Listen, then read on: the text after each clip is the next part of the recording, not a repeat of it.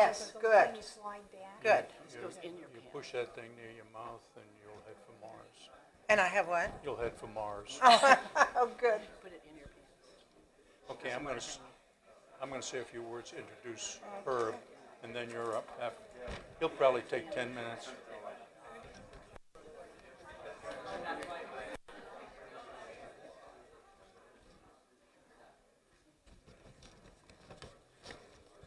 Good evening, everybody. Thanks for being patient. We were having a few microphone problems. One was finding the mic, the other was getting it hooked up. Thanks for being here this evening. We think we have a real interesting program for you, one that I think a lot of our students will be intrigued about, particularly to hear from a former CIA operative and a woman at that, who led an extraordinary career. My name is David Colburn. I'm director of the Bob Graham Center, and we are pleased to have with us this evening to introduce our speaker, Mr. Herb Yardley. Before Herb comes up, I just want to say that normally the way we do things is the speaker speaks from between 30 and 45 minutes, last 15 to 20 minutes of questions. We use this mic over here, which this mic will be mounted on that. And you are welcome to come up and ask questions. We like our students to have the opportunity to go first, but everybody's welcomed. And we ask that you make no speeches because we have a speaker. And out of courtesy to everybody here this evening, if you keep your questions succinct, that would help us a lot.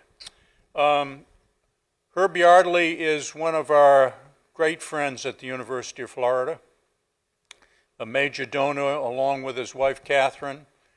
If you look around this campus, you won't find Herb and Catherine's name in lots of different places, but they could be. They're just too humble to have their names put on everything. But when you go to the gardens, the fountains, the Plaza of the Americas, they were done by Herb and Catherine Yardley, which is quite extraordinary. He's been a longtime friend of our speaker this evening, and I'd like him to do the introduction. So Herb, if you would.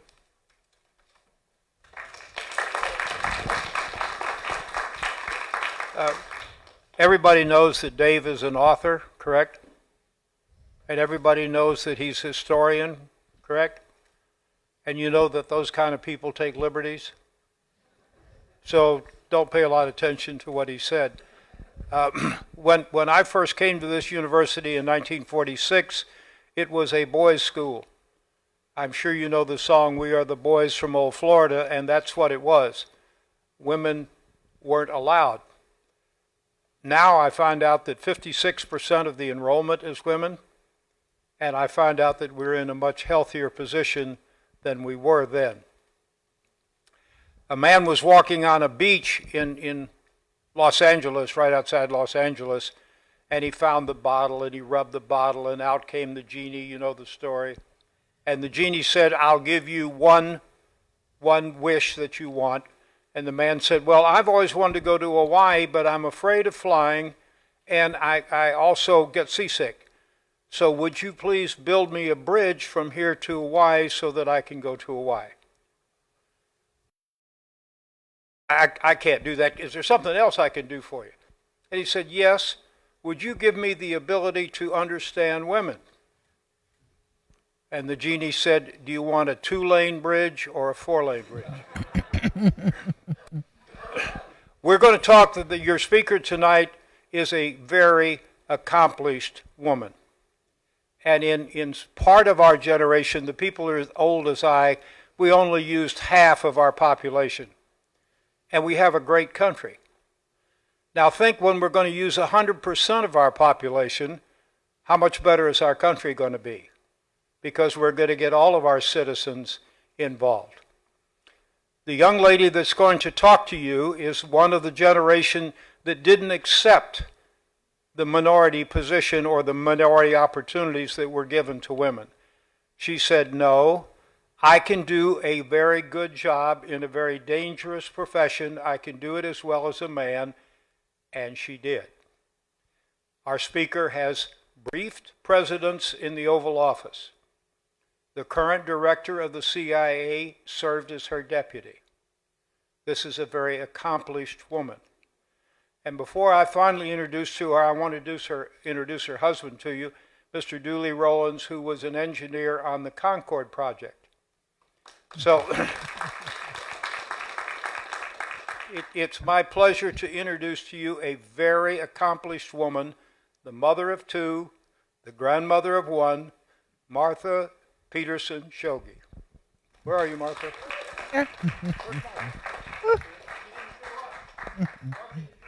I did, thank you. Oh, I'm live.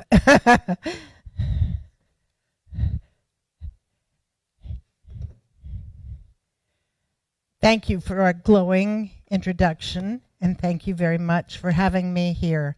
It is a thrill to be at the University of Florida because I have a great nephew who attends here as well. I have always thought of University of Florida as a special place. I am just amazed at how much it's grown over the years and what a wonderful opportunity it is for all of you who are attending here. People ask me why I would join the CIA and how did that happen. So that is the starting point of my talk today. I went to a small university in New Jersey. I studied sociology and psychology. I was just a generic student. I had very little interest in the Cold War other than how it had affected me personally by having to sit under my desk during drills. So I never thought I would end up working for CIA for 32 years. I met at college a man named Shogi Peterson, and he and I began dating, and eventually after college he went into the Army and into Special Forces and off to Vietnam, where everyone ended up in that era. This was in the late 60s. Amazingly, he came back alive. Many didn't, and we have a wall in Washington to document that.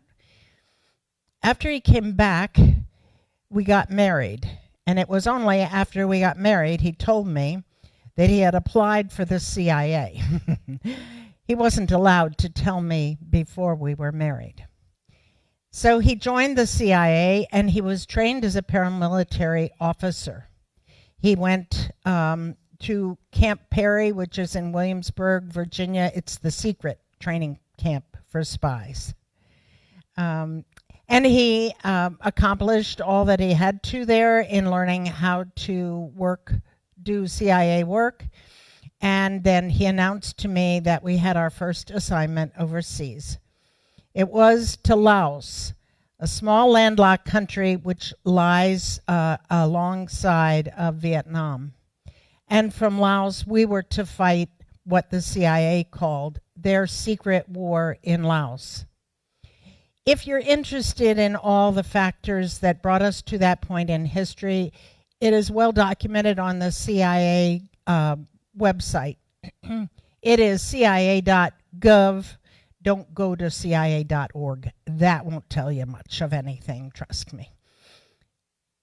So our secret war in Laos was to fight a war with very few Americans involved compared to the war that was going on in Vietnam. With this small group of CIA men in Laos, we were to train, equip, and deploy Lao soldiers who would then go and interdict the flow of weapons to South Vietnam down the Ho Chi Minh Trail. The Ho Chi Minh Trail was about 12 kilometers from our house. In the north, the war was created, the Secret War there, to actually engage the North Vietnamese army as well as the Pathet Lao army there. But our job was well planned and orchestrated with a minimum of people and equipment. And I must say, in looking back, we lost very few Americans. So John's job was to organize these troops in South Laos where we lived. I didn't know much about the war in Laos when we went. I didn't know much about Laos. I didn't know very much about CIA when we went to Laos. So I learned it on the job. I worked in the office there. They hired about 3 or 4 American wives of CIA officers. They hired us to keep us from drinking every afternoon. We figured that out. We did that too, but we were hired to do the menial jobs in the office. And through that contact with these people, I eventually got to know what CIA was about there, and as well as what we did around the world. My parents came to visit us in Laos. What were they thinking? It's 12-hour time zone differences, and it's halfway around the world. But they came to visit, and my mother and father arrived at the airport, and we put them in our British-made Land Rover. It had the steering wheel on the wrong side, the shift on the left hand, but the feet at least were all the same, so that was good. And so we boosted my mom up into the back seat, and off we went to our house. I called it our French colonial house. It was white, and it was 2-story. That was about the similarity. And when we got there, Mother got out of the van and stepped up on the front step, and she said, "Martha," and she looked over to the side, "is that a marijuana plant?" And I looked at it, and I said, "I don't know, Mom." Well, you know what's interesting? I didn't know. And that was in 1972. My mother passed away in 1990, and I never asked her how she knew what it was. They spent a week with us, and John showed my father around. I took Mother downtown to the markets and all. And the last day we were there in our living room, we heard this noise, and it was boom, boom, boom, boom, boom. And Mother looked at me and she said, "Martha, what's that noise?" And I said, "Oh, it's Lao thunder, Mother." Well, I waited till we got to Bangkok on their trip out of there, and I said, "You know that I called that Lao thunder?" Well, it really wasn't, Mom. It was the T-28 bombers who were CIA-trained pilots, and they were taking T-28s out and bombing along the Ho Chi Minh Trail. It was a different world, and I was afraid my parents would fear for our safety. So I stop my talk now, and I race forward to 2005. I'm on a plane into Los Angeles, California. I get off the plane. My daughter, who I'm visiting there, has a van scheduled to pick me up. I come down the escalator. Fella holds up a sign. I said, "That's me." He gets my suitcase, puts us in a van, and off we went. And it was just the driver and me. And I looked up in the mirror and I said, "Where are you from?" And he said, "Oh, the Far East." And I said, "Oh, really? Where?" And he said, "Thailand." And I said, "Oh, I lived in the Far East once too. I lived in Laos." He said, "In Vientiane, which is the capital?" And I said, "No, I lived in Pak Se." And he looked at me in the mirror and he said, "My mother lives in Pak Se." He said, "I used to work in Pak Se. I was a T-28 pilot that worked for CIA. We used to bomb the positions along the Ho Chi Minh Trail." Well, I must say, there were tears, and there was great conversation between us. We got to my daughter's apartment about an hour later, got out of the van. He got the bag out. I hugged my daughter. And then he came over to me, and we had this wonderful embrace. And my daughter looked at us, and she said, "Mom, that wasn't a very long trip." Small world, huh? So John went to work early one morning. He left the house at 4 a.m. He kissed me goodbye. He got his AK-47, his satchel. He was dressed in his work clothes. He kissed me goodbye, and he left. It was October 19th, 1972. And that was the last I saw. He died that day in a helicopter crash. Your life changes in a split second. Like I said, it was a small group of CIA men who were working there, and very few died.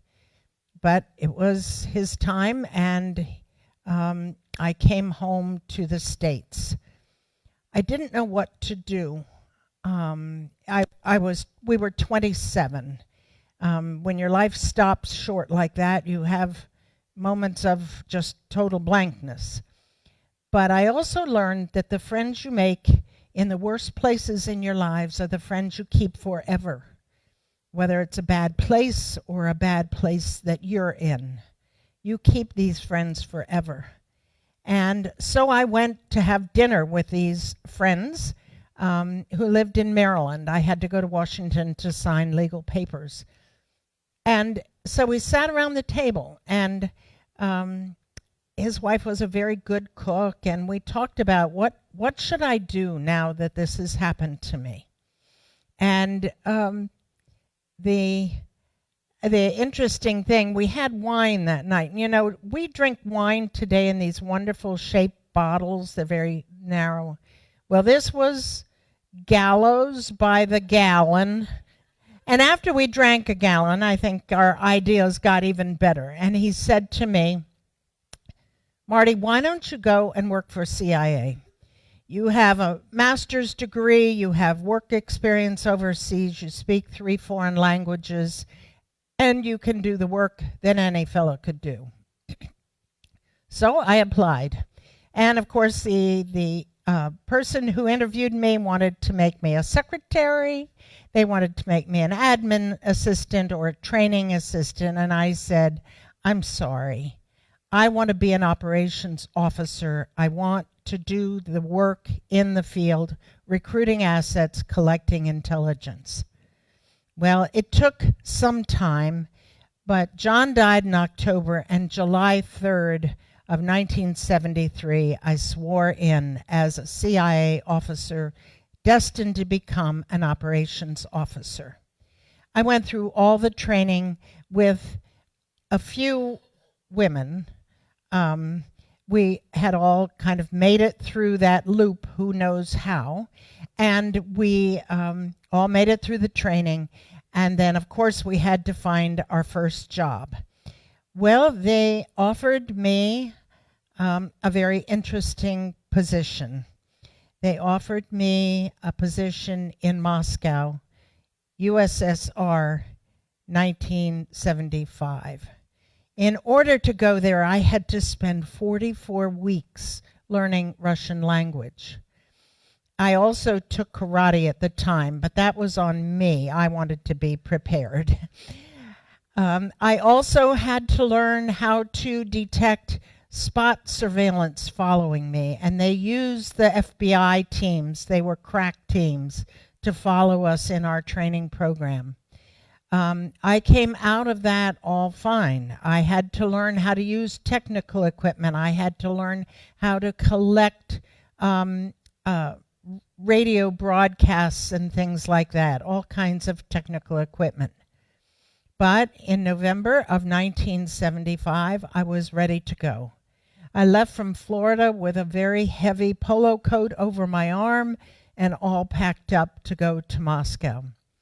I arrived in Moscow on the 5th of November. They had a parade the next day for me, which was the October Revolutionary Parade, but I thought it was all for me. and looking at the side of the runway as we taxied in, and it looked like snow. Well, it was snow. It wasn't sand like I had left in Florida, but it was snow. And they had already had a significant snowfall in Moscow. It was, to say the least, a very abrupt start. They had no jetways, of course, at the time, so you walked down the staircase down onto the tarmac, and tell me it was cold.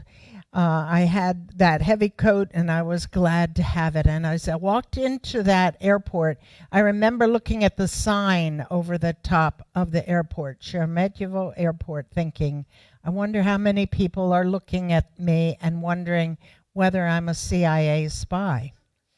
Well, I got inside the airport. I gave the young man my passport, my diplomatic passport, and he took it under the desk and he looked at it and he looked at me and I looked at the passport and he told me I could go on. So I thought, well, that was the first hurdle. I was met and driven to a hotel there in Moscow where I spent only one night. That night was kind of lonely. I had no rubles, so I couldn't go out to eat, but my mother had packed a bag of apples in my bag, and I could eat apples that night and the cheese and crackers that I'd stolen off the Lufthansa flight. So that was dinner. And I was wondering all the time, where are they looking at me from in this hotel room? You get instantly paranoid in a situation like that. The next day I went to the embassy and I went then into the CIA station, which is what we call our CIA offices overseas. I was welcomed by my chief, who had actually made this assignment possible for me, as well as many other young people, all men. I was the only woman, of course, in the station in Moscow. My first job, of course, was to go out and detect whether I was being followed by the KGB. So I first had to go out and buy a car, which I did. I bought an orange Zhiguli, which is a Fiat. Why orange? Well, that was the color of the day. They just painted so many orange, so many blues, so many green, and mine was orange. So I thought, well, I'll be easy to follow. And so I went back to the office. I said, I've got my car now. And they gave me a piece of equipment to wear, which I was well aware of. It was called an SRR 100, and it is an eavesdropping kind of piece of equipment. Actually, it had one frequency, one crystal in it, and it would pick up the communications that were between the members of the KGB surveillance team. It was a box about that big. It had a neck loop that went around your neck and plugged into the top of the box. And then the men in the station had this very handy harness that headquarters had made for them, and it fit under their T-shirts. What we didn't want was for anyone to know we wore this piece of equipment. So they would put on their harness, and it had a pocket in it, and they'd slip the radio in there. Well, you see, I have different equipment, and the harness didn't fit my equipment. So I would tuck it in the front of my bra or in the side of my bra. It never worked very well because it would inch up, and I was always afraid it would become apparent to people around.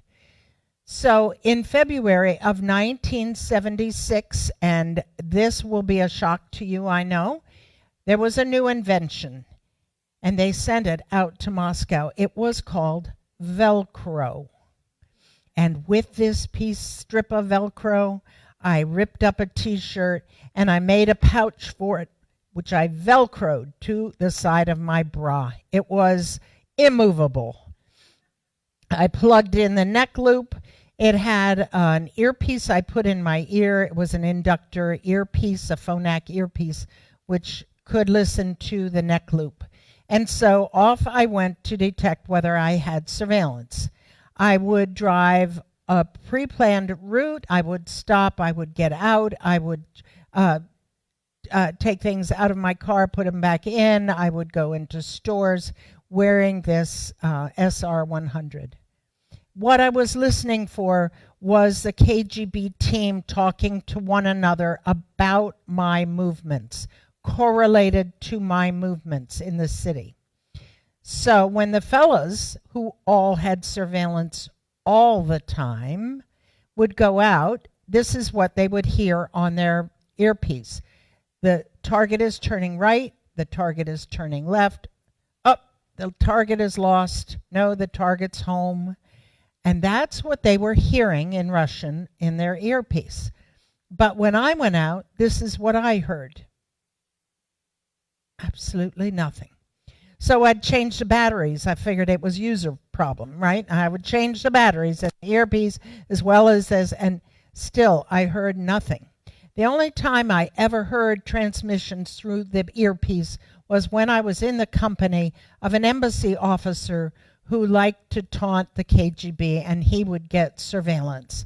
So I would hear his surveillance conversation through my earpiece when I was close to him. And of course, his team was close to them. Well, when I would go back to the station and they'd say, so have you heard any surveillance, or do you have coverage? And I'd say no. Of course, they'd all go, she's not seeing it. So they would set up elaborate plans around the city. I would drive by. My colleagues would be out and about, and they verified that I had no surveillance. Not once in my career in Moscow did I ever trust that. I always did my 2-hour counter surveillance run through the city. So why were we in Moscow? We were there collecting intelligence from live sources, from Soviet sources who had been able to be recruited overseas by CIA officers. So CIA officers anywhere in the world were out looking for KGB and just Soviet officials who would be willing to work covertly for the CIA. In fact, the first officer who I handled, and the only one really in Moscow, was recruited in Bogota, Colombia. We had a telephone tap on the Soviet embassy in Bogota. And from that, we learned that there was a man, a Soviet official in the embassy there, who didn't quite color inside the lines. He liked to party, he liked to drink, he did money exchanges, and he had several girlfriends, among them his boss's wife. So we knew he was a little different from the standard KGB officer, who generally was pretty by the book. So we realized that he had a Latin girlfriend as well, someone actually from Spain. Her name was Pilar. And so Pilar went home one month to visit her family. And on the way back through the airport, through the Bogota airport, we had one of our Colombian friends pull her aside and ask whether she'd be willing to speak to someone who was interested in her boyfriend, Ogorodnik. That was his last name. And so that's exactly what happened. And she arranged for us to meet with this Soviet official. His name was Alexander Ogorodnik. And his trade code name was Trigon, Trigon. And that's how we always referred to him, Trigon. So the arrangement was for one of our officers to meet Trigon in the Hilton Hotel in the Turkish Bath. I know you can't make this stuff up, can you? It was a strange place, but you figure when men go into a Turkish bath, what do they wear? They wear a towel. So they couldn't hide a listening device of any sort. So our officer went and met Trigon in the Turkish bath. Trigon knew exactly what we were talking about, and it said he was willing to provide Americans with Soviet secrets that he could obtain through his position in the Soviet embassy in Bogota. So that's where the story started about Trigon. He worked for us there from January, February of 74 until the fall of 74 when he went back home at the end of his tour. Trigon was married. His wife worked there in Bogota, but that didn't seem to stumble him in any way. He provided us all kinds of intelligence from the Soviet embassy. What we were interested in were the plans and intentions of the Soviet government in Latin America, and as well as what the Soviets were collecting on the Chinese, who also were interested in targets in Latin America. Trigon at first took handwritten notes of the documents. Then he used a 35 millimeter camera, but you can only imagine 35 millimeter cameras make a huge noise when they go click. You don't notice it until you're worried about it. Eventually, we gave him a camera which was concealed in a fountain pen. Now, when I talk to very young groups, I have to explain what a fountain pen is, but I know you all know. This is a fountain pen. The camera was inside the barrel of the pen. He would take the top off. He would put his elbows on his desk. He'd hold the camera up, and he would push this down, which took a complete page of a document, and it also moved the frame forward one. It was the most miraculous camera we ever had. We tried to have it duplicated by outside companies, but this was created by a CIA technician. It was film, though. It wasn't digital. We had to develop it, so we had to get the film back from him in order to send it to Washington for it to be developed. So that was how he provided us with 60 to 80 frames of document per little cassette. And the cassettes he would change out in the barrel of the pen. So we trained him on all kinds of things before he went back to Moscow. We trained him on a radio broadcast called OWVL.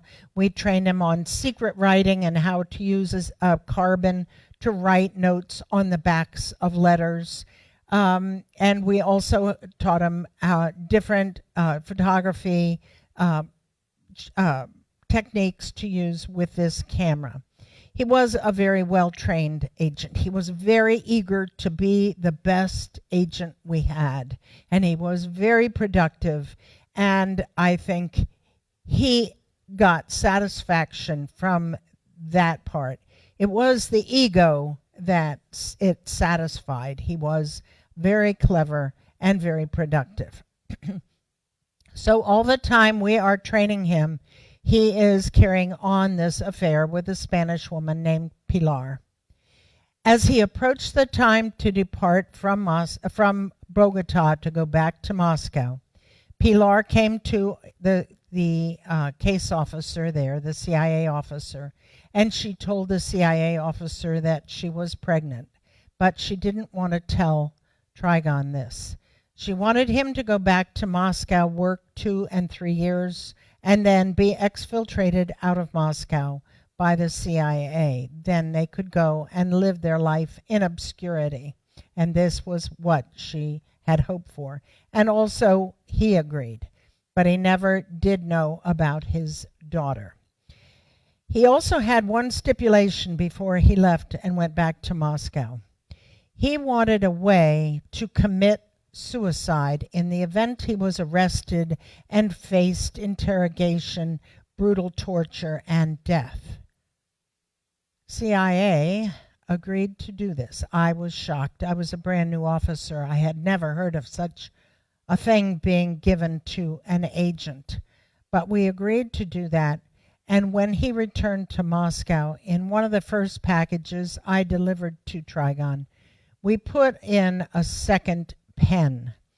Inside the barrel of this pen, in the place where the ink is stored, was a small capsule of poison. I've been asked what kind of poison. I don't know. But it was purportedly very effective. So it was in the end of this reservoir of ink. So in the event he was caught, he could take his pen and he could bite down on the barrel of it and commit suicide. He also had a third pen. It was the normal pen that worked as a pen, because what we wanted him to have was always that pen in his pocket. So it was accepted as part of his daily dress, what he wore every day. How he kept them straight, I will never know, but he knew which was which. So off he went to Moscow. He arrived there in the fall of 74. I arrived there in 1975. We had told him we would keep him on ice for a whole year. And it was shortly after my arrival in November of 75 that he put up a signal that he was ready to deliver a package to us. The package was to be located under a portico over a sidewalk along the Nabережная, along the river walkway. Our deputy chief of station, Jack Downing, was selected to go because he jogs every morning. He is a Marine, and he jogged a similar route every morning. He'd get up at 5:30 in the morning. Off he would go up along the river, and on his return back, he would come through that portico. The day that he picked up the drop, his surveillance team was sitting in their cars. Why? Because he'd kind of trained them. It was very cold out. It was like 20 degrees Fahrenheit.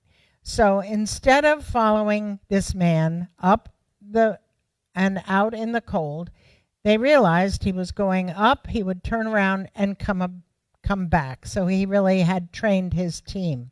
And so they sat in the warm car as they watched him go up and come back. As he went through the portico, he reached down, he picked up the package and tucked it inside his jogging suit. It was a pyramid-shaped milk carton, kind of crushed. And when Jack got back to the station that morning after he went home and changed his clothes and came to work, our technical officer opened it up, and inside were 3 pieces of paper, 2 of which had children's drawings on them. One was a jungle gym looking thing, and the other looked like a small sailboat. But on the back, Trigon had, of course, used his secret writing training and carbon and had written us an extensive note. He said he was glad to be back in touch with us. He had divorced his wife to keep her out of these nefarious affairs, or whatever. He did say that he had acquired a new position, and that's what we were most interested in. His position was in the Ministry of Foreign Affairs in the Global Office. At his desk, he said, he received documents from all around the world that were written by Soviet ambassadors in embassies, Soviet embassies in every capital of the world. So that is what he had access to on a daily basis at his desk. He could read what the ambassador in Tokyo was doing and writing about the activities in Tokyo or in Mexico City or in London or in Washington, D.C. He was reading Anatoly Dobrynyn's letters back to the Ministry of Foreign Affairs. It was absolute gold to our analysts. There were 5 copies made. It was called a Blue Border Report, and there were only 5 copies made for the President, Vice President, of course, for the Secretary of Defense and Secretary of State, and the NSC. So Trigon had not only fulfilled getting back into the country safely, going through reinvestigations, which they all had to, he now had landed a peach of a job in the Ministry of Foreign Affairs. So now my job and all of us in the station was to go out and pick up dead drops from Trigon, which contained cassettes from this camera, which we also gave to him once he got back into Moscow. So because of my lack of surveillance, and of course you understand why I had no surveillance, look at me, who would follow me? I acted just like every other single woman in the embassy. I went to the Marine bar. I drank beer. I went to the Marine House movies. I had friends, girlfriends in the embassy. I went to wine and cheese parties. We went out in the city. We drove all around on weekends looking at churches, doing what a normal single woman would do in Moscow. Who would follow this face, right? This is what happened. The KGB overlooked me. They did not realize that I, in fact, was an operations officer. I also had the profile of all the other single women in the embassy. So there was a site that was cased by another officer before I got there. It was in Park Pobedi, a war memorial park, south of the city a little bit. And that is where we had a dead drop site called Les, L-E-S, which means woods in Russian. And it was there that Trigon and I exchanged packages. I would go out on the specific day in Trigon's ops calendar that we gave him, and I would go out and do a 2.5-hour counter surveillance run around the city. The team in the station, we would sit around and we would design the route I would take. And I would drive that route and spend 2.5 hours looking and listening for surveillance. If I discovered I had no surveillance, I would park my car in a location which would not come under suspicion for a car with diplomatic plates on it. It was generally closer to the center of the city on a side street. And I would leave the car there. I would get into the subway system, and I would ride several stops. I would change. I would ride another line. I would change. And eventually I would get out at a metro stop not too far from the location in Park Pobedi. So then I would walk from there out into the park.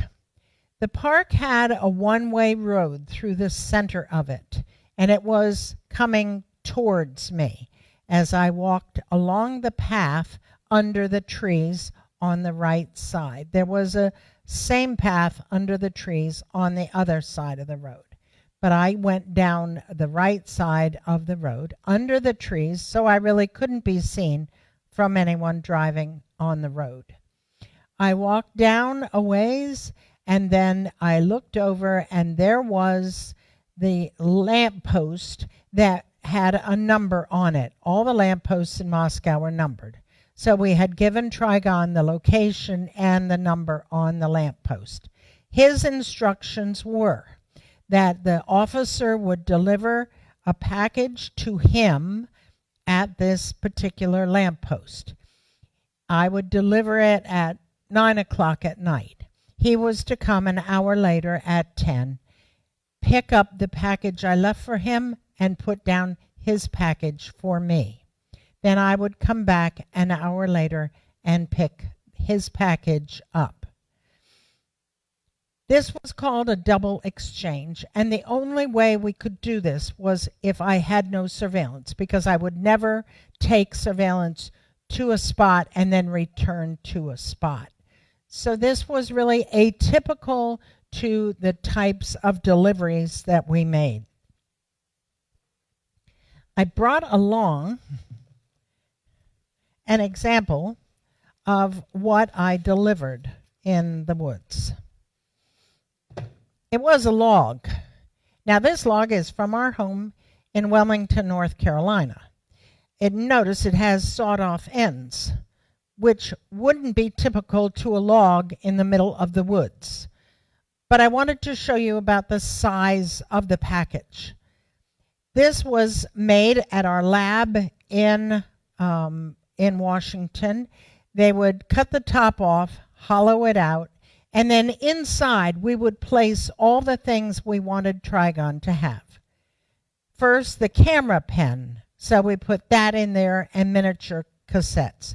We put in there a roll of money in small ruble denominations, just so he would have an extra bit of money. But most of his pay went into an escrow account at CIA. He never had hundreds of $1,000s in his hands in Moscow. We found agents often overspent and caused interest in themselves. We put in here emerald jewelry. He had requested that we buy emerald jewelry in Bogota and then include it in this package. And he gave that emerald jewelry to his mother because he knew that if anything happened to him, she would not get any life insurance money. We also put in here a personal note to him, just to tell him that we were proud of him, not being specific as to the intelligence he was providing in case some stranger found this. So that was what was put in this log. I would walk up to the lamppost and I would drop it down at the base of the lamppost so it looked like it just fell off a tree. And like I said, because I had no surveillance, we used this drop site often. And this is, in fact, the drop site that I eventually gave him the pen that contained the poison ampule in it.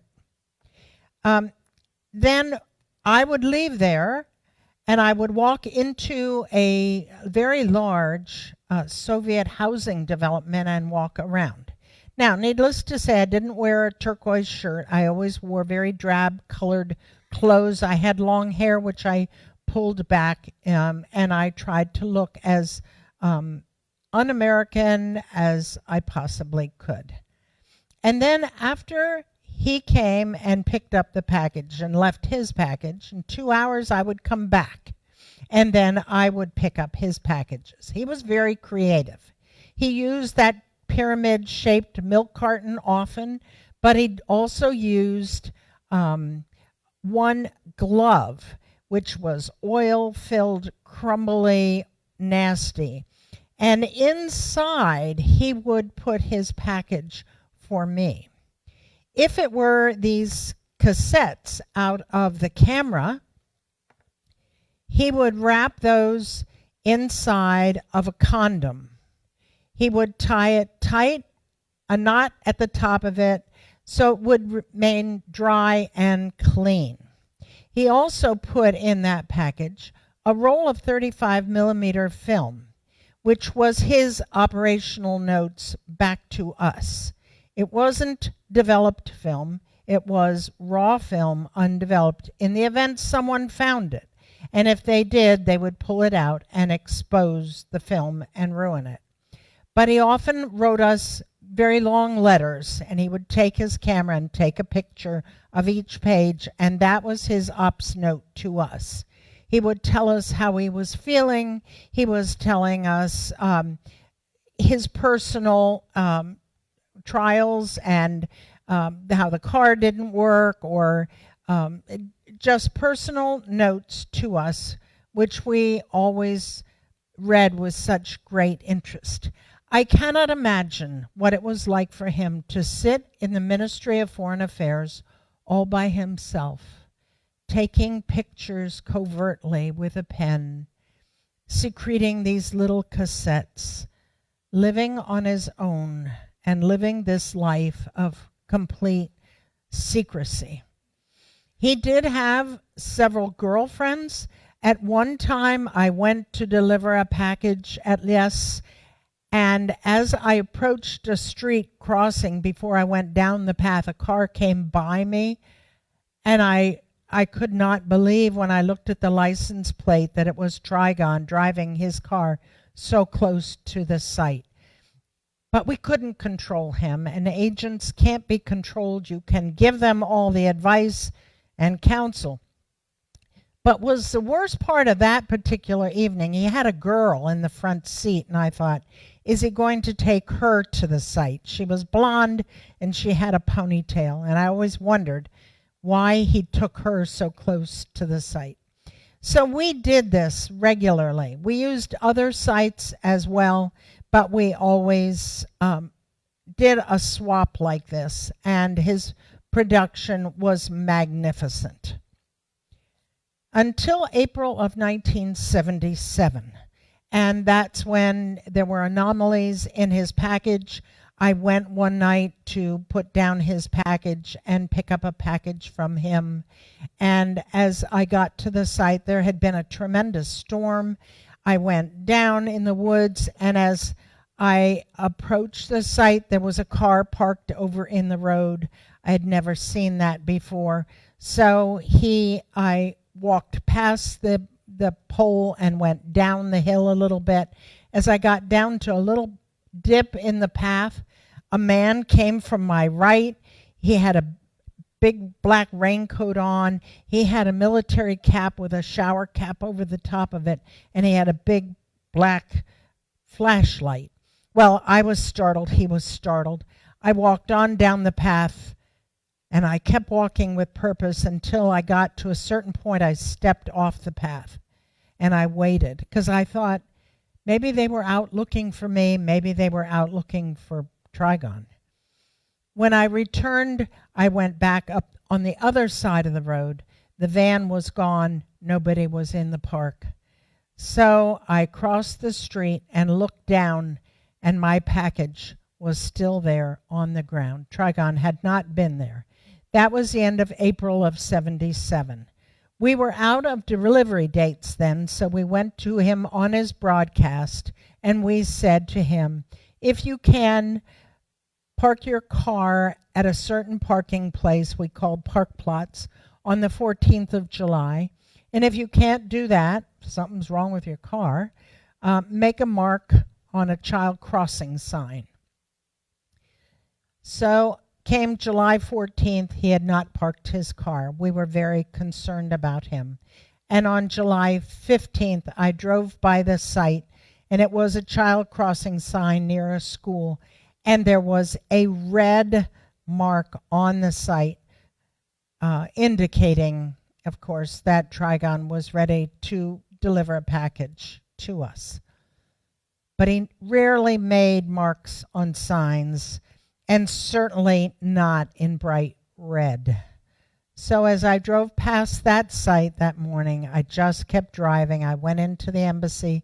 I said, the signal was up. Trigon may or may not have made it because it was such a vibrant red and so perfectly drawn, almost like it was stenciled. We had a new chief, though, of the station, and he said, we will go out and we will pick up this package. So I had a day job in the embassy. I'm not allowed to talk about that, but you can look online and read all about my day job. I worked the day job, I went up to the station, and I got the package for that night.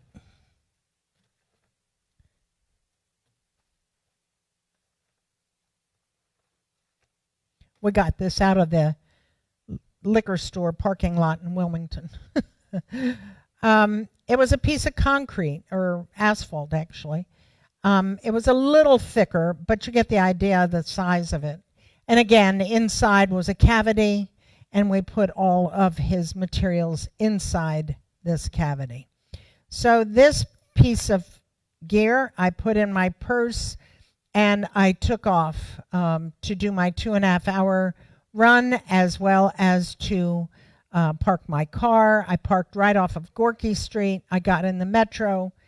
And now I'm hyper looking for surveillance because I'm really concerned about the safety of Trigon, having missed the one date and then, of course, the stenciled mark on the sign. I got to the site. I realized I was a little early, so the site itself was on a railroad bridge over the Moscow River. So I turned away and walked up the river. 10 minutes later, I turned around. As I came back, I saw 3 men across the street. They had white dress shirts on. In the July in Moscow, it's very light outside because it's the summer, and it's always light in the summer. And these 3 men were walking on the other side of the street. They turned into Novodevichy Cemetery, which is a very famous cemetery where Khrushchev is buried and the cosmonauts and a lot of artists and all. So it wasn't unusual for people to be out on the street walking at 9 o'clock at night. So I proceeded on to the bridge. I went up the 47 or so steps to the top of the bridge. There were pillars on top of the bridge, and a pedestrian walkway went right through the center of this one pillar. Inside that pillar was a narrow window off to the right. So I took this out of my purse, I extended my arm, and I put it in this little window there. He and I had used this site before, so I knew he would know where the package was located. I walked out into the middle of the bridge. I realized nobody was around. I heard nothing on my SR-100, so I walked back through the pillar and down the 47 steps, well, almost. I was about the 4th step from the bottom when these 3 men came across the street towards me. The middle guy said, "Fan out, don't let her run."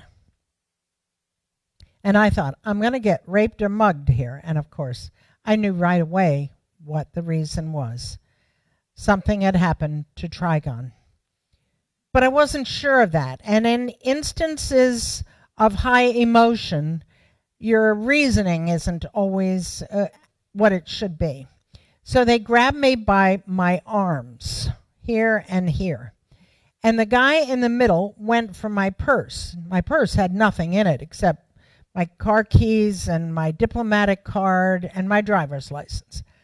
But women do this when someone goes for their purse. We do like this to protect our purse. And what I did was I ran this man's hand right into the SR-100 here on my site. And that is when he began to get into my blouse and tried to peel that Velcro apart. They had no clue about Velcro. It hadn't been invented in Moscow. So it was quite a struggle. It's a picture here on the back of the book with all these hands inside my blouse. So with that, around the corner came a big black van, and out of the van came, well, it looked like a circus van, all the people getting out, including men in suits and, of course, one man with a very big flash camera.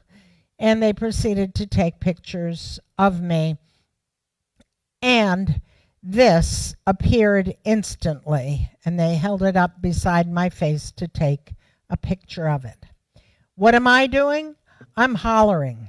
I'm yelling, because I keep thinking if Trigon is nearby, he will leave. He'll know something happened. I was yelling that I was an American diplomat. They couldn't hold me. They had to call the embassy. And finally, the suit asked me to please keep my voice down because I was making a scene, I guess. With that, they put me into the black van and headed back to the center of the city, to Lubyanka, which is where the KGB had its headquarters at the time, and certainly was where Stalin used to disappear people during the purges and all. That detail was not lost on me as we were driving to the center of the city. But I had diplomatic immunity. They took me inside. They tried to get me to sign papers. And eventually they opened the package in front of me on a piece of Pravda newspaper. For those of you who don't study Russian, Pravda means truth. So this was sitting on top of newspaper, and they took the lid off and they started taking the things out of the package. And then they got to the black pen. Well, the black pen in this package this time was the camera. But the chief interrogator, who was a very angry man, he said, "Don't touch it. Put it over to the side. Nobody touch it." And that was my first indication that he thought this perhaps contained poison. So they called a colleague of mine from the embassy, a consular officer. He came down. I mean, he was shocked too. He thought I was a secretary and admin person working for CIA. And he sat there with me with his mouth open. And finally, they let us go. I was arrested at 10 o'clock at night. They let us go at 2 a.m. People ask, why didn't they keep you in jail there? I had diplomatic immunity, and it was called tit for tat. Whatever the Soviet KGB did to one of our officers, the FBI here in the U.S. would do to one of their KGB officers the next time they picked him up. Now, I must admit, I was angry when they grabbed me, and I must admit that I initially thought that I had just kicked the guy in the shins. But a later video, which I made for for a television show, had interviewed some KGB officers who had been there, and he said, right there in front of me and my family, that I had kicked his colleague, and he had been hospitalized and hadn't had sex for about 6 months. So you can make of that whatever you want. So I returned to the embassy at 2 o'clock in the morning. All my colleagues were waiting, and we did the total debrief. The next day, I didn't go back to my apartment. I just got on a plane and flew home. I didn't realize at the time, but there was a group of KGB officers at the airport in Moscow who were there to witness my leaving because they felt such respect for me as an officer. And of course, they felt the fools too, because they had been fooled by me for 2 years. I got back to Washington. I met with the director, Stansfield Turner, on Monday. On Tuesday, I met with the president, Jimmy Carter, in the Oval Office to tell him all that had happened. So I went on to lead a normal career, 32 years. What happened to Trigon? Well, Trigon had gotten back to Moscow, and unbeknownst to him, we had had a spy inside CIA who was hired as a transcriber for those telephone taps in Bogota, Colombia. This transcriber, in fact, was a Czech national who had come to the U.S. in the late 60s, and he had gone to school, he had become naturalized, and eventually made his way to Washington, D.C., where CIA hired him because he spoke so many of the difficult East European languages. So we had him transcribing the tapes, and eventually he realized we had something hot going in Bogota, Colombia, and he told his KGB handler what had happened. We didn't realize about him until 1984. So Trigon was arrested in 77, and this man was arrested in 84. But that's how they found out about Trigon. They put cameras in his apartment, and they watched him as he pulled various spy gear out, as well as the camera and all. They broke into his apartment when they saw him getting this spy gear out.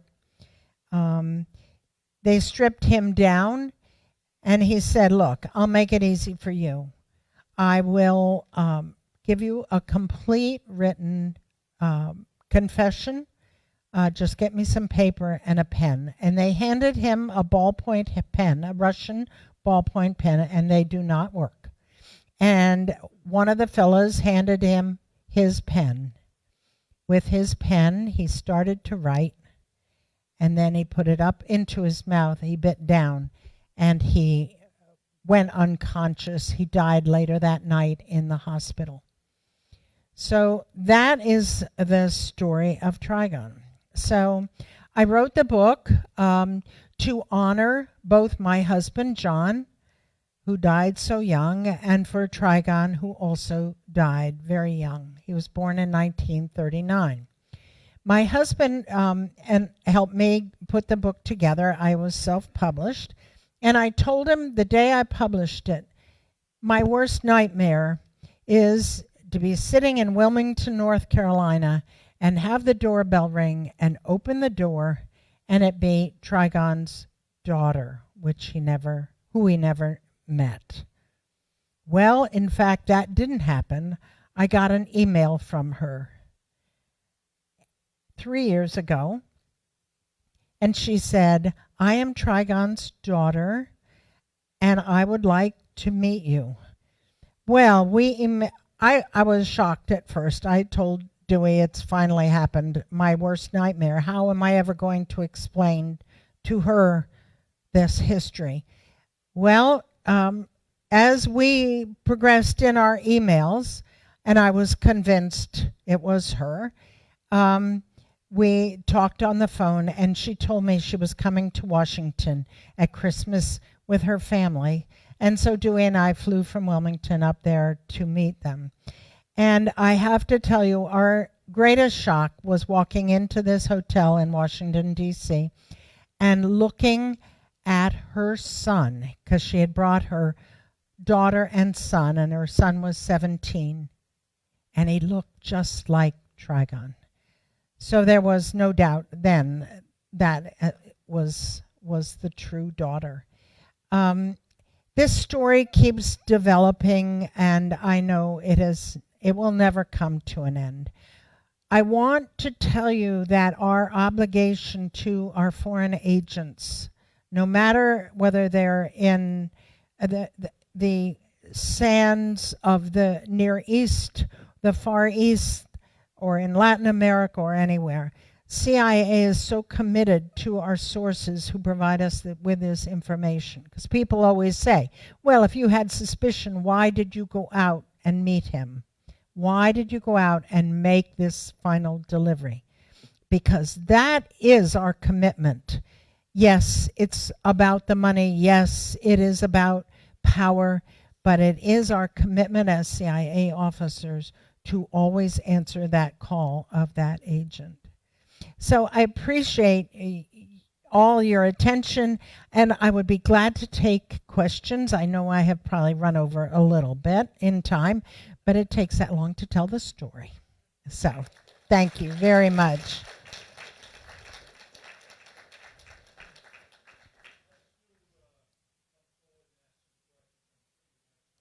I will repeat the question if you want to.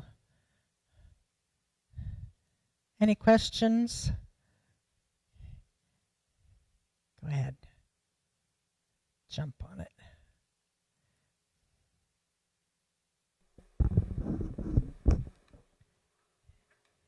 Thank you for your speech, madam. It was wonderful. Thank you. In a dog-eat-dog world, where should we draw the line between protecting our national interest and upholding our humanity? In a dog-eat-dog world, where should we draw the line between protecting national interest and upholding our humanity? Yes, I understand. There's been a book written about the morality of spying, because there is a great question. And why do we ask people to put their lives on the line? It is one of the oldest professions in the world. And knowing secrets gives you power. And I think that the control of our world depends on that balance of power and knowing about each other. But I understand exactly what you're saying. If I ask someone to put their life on the line like we did with him, what is my moral duty to him? I just tell him that we will do everything to protect him, and the system is built to do that, and it is his free choice to say yes or no. But I would say that most agents that work for CIA do it out of belief in the better good. And I believe our system represents that better good. Thank you so much. Thank you. Good question. You can line up here if you want. Hi. I was just wondering, after you left the CIA, how was your work there? How did it continue to affect your life after you had left? Your lifestyle, your habits. My life after CIA was kind of unique. I had already lived through having 2 children, and being a CIA officer is very helpful when you're trying to figure out what your kids are doing behind your back. And I didn't tell them for a long time what I did, so I had an advantage for a long time. But what's interesting, I couldn't say I worked for CIA until I retired. And then I did this weird thing and wrote this book and put myself out here, because by letting you know that I work for CIA, I also am obligated to answer questions that you have. But in 15 years, and that's how long it's been, I have become more like Joe Public. I read the newspapers, I listen, I read books, and I try to form intelligent answers to people's questions. But I agree, I probably have an inside track in the mentality of what goes on. So I don't know whether that answered your question, but I think I probably look for the story behind the story, because that's what CIA officers are always trying to do. Thank you. Thank you. Do you happen to know Trigon's motive? Was it financial, or a belief in a different system, or? His motive is like many good agents. It is ego-driven. He believed that he could change his system from within. Now, it took a long time because, it was 77 he died, and in 89 we've got the wall coming down. But there were seeds of this throughout the region, Eastern Europe as well as the Soviet Union, of dissidents, of wanting to change things. And I think he had an ego that believed that he could change it from within by bringing his system down. He also got paid well, although he never profited from it. But I think he also enjoyed having that secret life. I think that is appealing. It's like having affairs, I guess. So, yes. Hello, thank you for talking with us tonight. Certainly. I was reading this article today about a CIA communication network in China that got disrupted a few years ago. And in light of these cybersecurity concerns, what do you think the role of more traditional spycraft like dead drops are like going into the future of intelligence work? Well, I have to ask you, if someone's standing outside that door, they don't know what I said, do they? So you really have to have human spies in the room. If it's a room in the Kremlin or a room in the Great Palace in China or in Haiti or even in Ottawa, you have to have a human source or a plant, some kind of eavesdropping, listening device in the room to know what's being said. Because people are used to say, oh, we'll get it. I mean, Stansfield Turner always said, oh, we'll get it from satellites. Well, you can't get conversations in the room, or like in CIA where all the decisions used to be made. when it was still the all boys club, they were always made at the urinal. That's where the decision, the pre-meetings took place, right, men? Yeah, you know the story. So you really have to have human sources. Now, we can get intelligence from human sources over the internet. There, people far smarter than I do this covertly. It's encrypted and and steganography and all those kinds of things get the intelligence to us. But we still do dead drops in places that don't have consistent electricity, or people can't own a computer or can't go to a cafe, a computer cafe. So we still do dead drops around the world. We still do personal meetings around the world. It's amazing. But it's using the best of both, the old world and the new world. All right. Thank you very much. Yes. At least they don't have to develop film, right? I want to give her a chance to sign some books for you. She's got multiple copies of her book right over here. And I know some of you have other things to do this evening, but she'll take questions while she signs the books for you. So if you're acceptable to that idea, I want to thank you. I'd like to thank our speaker for a terrific speech, and would you join me in thanking her? Thank you. Thank you very much. And we have a couple of tables set up over here for her to sign the books. So thank you for being such a great audience.